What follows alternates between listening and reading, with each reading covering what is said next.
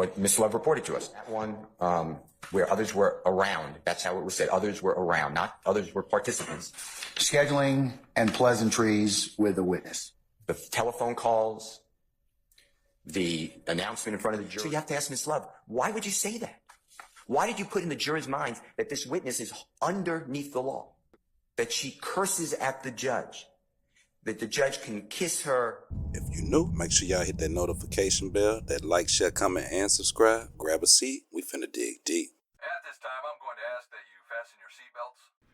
What's up, YouTube family, and welcome back to the channel. It's your host, Jay, and today we're back with another shocking revelation in the YSL RICO case. Now, over the past couple of weeks, as you noticed, if you've been keeping up, the defense and the state have definitely been at odds regarding the actual defense as well as the prosecution. But the key to remember is that all is fair in love and war, especially when it comes to court. Now, over the past couple of weeks, you see that the YSL judge has definitely been at odds with the actual defense. We witnessed when Brian Steele asked the judge to recuse himself for being biased in the YSL case. There was even another motion that YSL still filed to have Prosecutor Love removed from the case. Now, with one of the last updates we did, we revealed that one of the witnesses called by the state actually said that she was being intimidated by the state. And at that time, we also witnessed the state basically accuse YSL Adams of actually coercing the witness and making false statements. Now, within the last week, we witnessed the judge over this case actually make some significant rulings that could definitely impact the outcome of this trial. We witnessed where the lyrics were approved to be used by the state. Even more so, the shocking allegations with the ruling that the judge made over the case today. But with YSL Steele's motions, ask yourself this: is it enough to have Prosecutor Love removed from the case? Or is this just another play from the state? Let's dig. Conversations, and this is why I asked you to kind of limit as to the conversations that you believe Ms. Love had, and there's no other third party. Because you can certainly examine the witness about those particular statements that were allegedly made, or the third party can be examined at some point. Okay, sorry. I'm sorry. So that's why I asked you. I'm more concerned about those conversations that you claim where it was just Ms. Love and the witness, and she is purportedly, as you said, interjected herself into the matter. So I gave you two pristine examples that cannot go without the jurors understanding it. The first one is, did you send, this is Ms. Love's words, did you send a communication to anyone in the district attorney's office stating you did not care what the judge said, no one could make you testify, and did you give explicit instructions as to what to tell the judge to do? That is a question. The answer is no.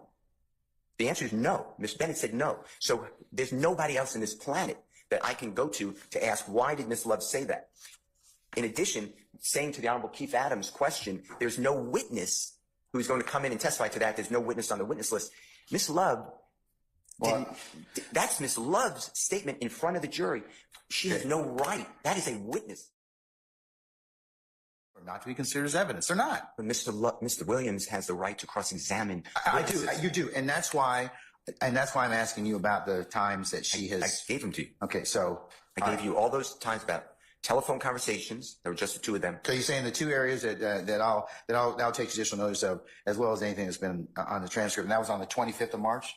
Not that I believe. I think it was the 29th. 28th and 29th of March. 28, 29 March. I'll consider those. And then the other ones you point out for my consideration are the communications on the bench outside the courtroom. Is that correct? Bench outside the courtroom. And then how do you get around the text message when it's not supported by the text message? What text message? Which ones are you talking about? When Ms. Love specifically said, and did you send a communication to anyone in the district attorney's office stating that you did not care what the judge said, no one can make you testify, and did you give an explicit instructions as to what you tell the judge? Yeah, we need to refer for the record. That's fine. That's going to be in all the text messages. I don't know what the state called it, but the question. Let me just pause a second. I find this case to be fabulous for Mr. Williams. District attorney cross-examined appellant about a statement she had made to the district attorney himself prior to trial. The district attorney called to appellant's mind the time, place, and circumstances surrounding the conversation, in which appellant was asked whether she told the district attorney that she went back into the victim's bedroom to listen to the radio. Now I'm skipping, Your Honor, to the end of the opinion. Well, I don't want you to skip. I want you to kind of also take a look at what there's an objection that was interposed on an unsworn witness. Yeah, but I'm saying that she needs to testify. I don't care that she became a witness. But I want to cross that preserved the issue for appellate review and for the court to kind of take it up. That's one of the things the state's saying that you should have done. No, but we'll continue with it. But anyways, but yes. Keep reading, or can I go to? No, go ahead. So if you go to the very end of the opinion, I don't know how many lines because we're not looking at the same, Yes, sir. but at the end of the opinion, if you could target, it's maybe, I don't know, 12 lines up. The transcript reveals that the district attorney laid the proper foundation, but rather, and this is what I stress, but rather than denying making a statement, appellant admitted having done so. Thus, contrary to appellant's contention, the transcript established that it was not necessary for the district attorney as the cross-examiner to prove the making of the statement. And accordingly, we find that the failure of the district attorney to be sworn as a witness and to be available for cross-examination by appellant did not constitute reversible error. Here, Ms. Bennett denied making that statement. She denies Ms. Love's assertion. She did not care what you said. The text message that I gave you, and I didn't count the pages, but it is in that exhibit in blue at the top, is Ms. Bennett saying, I'll explain it to the judge. She was polite about the court. She was not rude. That is something that needs to go to jury for this reason. And this is the important reason. Ms. Bennett is exculpatory to Mr. Williams. This is not like you can strike or you can give an instruction. She is exculpatory. And what Ms. Love did is three witnesses, one lawyer and two witnesses, she decimated their credibility. She's telling the jurors that Ms. Bennett is lawless, doesn't give anything about you. That will bother the jurors. They will discount her. Number two, she tells the jurors that the Honorable Keith Adams' question is made up by Keith Adams. He's not truthful. And third, she has decimated the credibility of the witness who has not yet been called because she has said there is no witness who is on the witness list who will testify to that. So when the witness does come in and testify to it, the jurors are already clued in that is a lie. Ms. Love knows exactly what she's doing, and she is testifying for the jury, and we have questions for her. Going forward, in our case, she will be a witness in the case, and we will ask her, we'll telegraph her what concerns we have. Why did she, I told you, what did she do at the bench to make what did she do? Outside bench, that conversation that was had reportedly outside. Right, what Ms. Love reported to us. That one, going forward, in our case, she will be a witness in the case, and we will ask her, we'll telegraph her what concerns we have.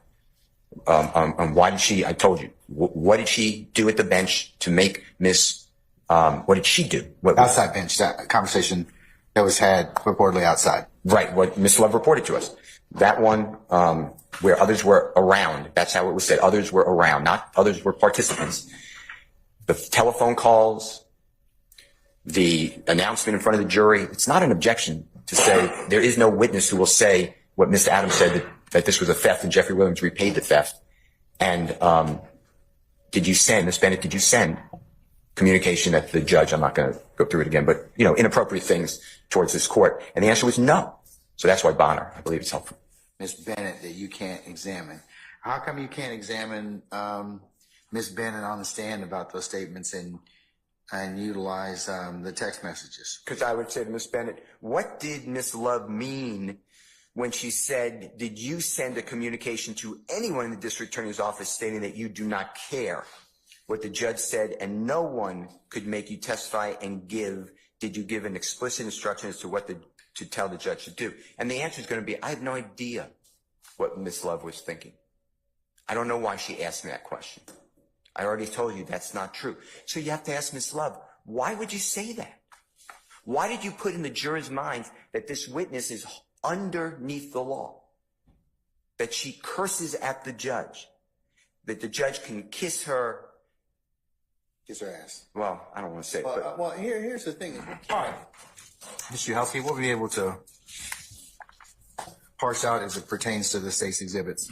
All right, I was able to get some clarity on the two issues we left off on, starting with, I can emphatically state in my place that Ms. Love was never alone with Ms. Bennett for any oral conversations. With respect to the bench conversation. Yes. Outside courtroom bench conversation. Yes, and that one, and I'll clarify that, it started out with Ms. Love and Antonio Long, and then there was this representation from AB about harming herself due to the fact that, the state wants her to testify, by the way. But after that point, Adrian was sort of backed off, and then Tamika Kelly and Patrina Baker then went ahead and got with Ms. AB at that time. And I will say, if Your Honor thinks that cross-examining AB on that conversation is not enough. Bennett. Yes, sir. Okay. All right. If Your Honor thinks that the defense cross-examining AB on that conversation and the circumstances surrounding it and everything about it is somehow not enough under the Constitution, then you have those additional witnesses. The next part is the text message conversations, okay? I wouldn't even call them conversations, but they're contained. Okay, let's the first grade. Tell me which text message conversations, because I want to say there's 32, 33, and 34 alpha alpha. Is that correct? Yeah, 35 alpha Oh, and alpha. 35. Is it started at 33 or 32? Yeah, you all have them, so I don't. So, Well, the ones that pertain to Ms. Love's conversations, the text communications, are 35 alpha alpha. okay.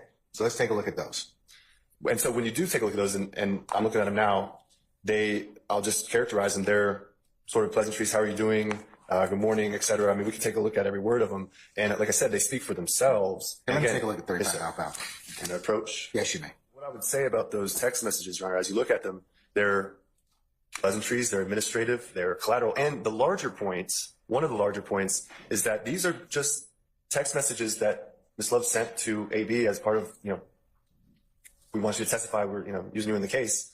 For the most part, AB doesn't really say anything except for those two instances, and those are administrative responses in the first place. And even more than that, the idea that a prosecutor texting a witness about coming in to testify and how are you doing and all this other stuff, that's just text messages that occur between Ms. Love and AB. That's not unsworn testimony. And when it comes to the ability of the defense and the right of the defense to impeach on matters like that, Your Honor, I want to point you emphatically to Scott v. State. It says as follows. Under OCGA 24-6-621, a witness may be impeached by disproving the facts testified to by the witness. But this statutory provision does not provide a party with an unlimited ability to impeach a witness by contradiction. Scott says a party may not use extrinsic evidence to impeach a witness by contradiction on a matter collateral to the material issues at trial. Whether AB was late to the meeting, not material to the trial. It goes on to say that even under the former rule that preceded 621, a witness may not be impeached based upon a discrepancy relating to a wholly immaterial matter. And even further in Scott, going on to 771, it talks about how the person's the ability to disprove something that's relevant to credibility, that a discrepancy on that point does not relate to a material issue in the case. So I'm going to leave the court with Scott. I'm going to leave the court with my understanding of the extent of the text communications that would have just been between AB and Ms. Love. But I want to leave the court with the final impression, again, reiterating that those text messages are not testimony. And really, if the defense wants to talk about them, they could ask Ms. Bennett. And so we would ask the court to deny this motion. All right. Now, what's interesting is that YSL still actually makes some valid points. Is there a possibility that the jury's been tainted? And I ask that question because of this. How can you possibly make a ruling over a case and hear information at first that they turn around and say doesn't exist? But again, to be fair, the state didn't get this information out the air. A lot of this information actually came from the YSL witness list. So if this information was actually given from the inside, just like the video and the lyrics that were just recently admitted, is it safe to say that AB was really compromised? Or is this just the state playing the witness against the witness? Was Miss Love playing fair, putting the state's witness in this position? Or is this that part of the game that you have to play when you become a state's witness? Let's dig. In a position to give you my thoughts on ruling on this particular issue. The court has considered the issues framed in the defendant Williams' motion to enforce the disqualification of Prosecutor Love. And to that end, I've considered what has been pled in Mr. Williams' motion. I've also considered the state's response to defendant Jeffrey Williams' April 1st, 2024 motion to disqualify. I've also considered the arguments of counsel. I've also taken into account and will take judicial notice of the proceedings to include the transcript of proceedings on, and in particular, 28 and 29 March of 2024. And the court also has had the opportunity to review and consider the following exhibits. States 32 alpha alpha, states 33 alpha alpha, states 34 alpha alpha, and states 35 alpha alpha. In considering these motions, the court has also considered the defense's three groupings of the examination of Ms. Bennett as it pertains to their assertion that Ms. Love has inserted herself and become an unofficial witness. In regards to this, I have also considered and will consider for purposes of the motion the statements that were made in court on the 28th and 29th of March, even though video was shown to the court. In regards to those, the official transcript will be the record that the court considers. I've also considered the communications between Miss Bennett, the witness, and purported to be Miss Love and other members of the staff of the district attorney's office. And then third group of consideration is the communication by telephone at various times between Miss Love and Miss Bennett in states 35 Alpha Alpha. In considering those, the court has also taken a look at the cases that both the state as well as the defense has proffered and invited the court's attention in respect to this issue of Miss Love and being an unofficial witness. Scheduling and pleasantries with the witness. And for those reasons and applying Bonner and the other cases that the court has cited for purposes of this analysis, I'm going to deny the defense's motion to disqualify Miss Love. Now this week, we seen the YSL judge make not one, but two different rulings that could definitely impact the outcome of this case. Now we witnessed the motion for recusal, the motion for the mistrial, we witnessed the motion for the lyrics to not be utilized, and we also witnessed the motion for Miss Love to be removed from the case, all be denied by the state. Did the ruling from the judge actually just add more pressure to the defense, or actually alleviate the pressure from the state? Now, there might be a lot of questions and uncertainty, but one thing that's for shit sure is that Prosecutor Love and Judge Glanville definitely aren't going away. But ask yourself this, is the state playing dirty, or are they acting in good faith?